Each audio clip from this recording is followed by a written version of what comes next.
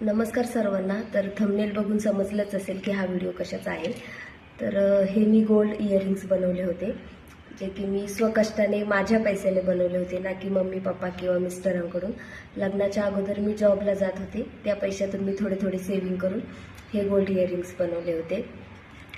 तर अगोदर मी तुम्हाला दाखवते हे इयरिंग्स.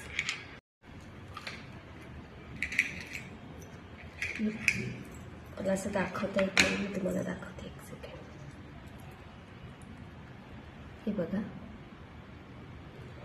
हे तेव्हा केले होते मी. हे बघा, हे इयरिंग्स आहेत. हे 6 ग्रामचे मी केले होते आणि तेव्हा फक्त मला लागले होते 20,000 रुपये. आता जर 6 ग्रामचे करायला जर गेलो आपण इयरिंग्स, तर मला ते 80-90 हजार रुपये तरी लागतील.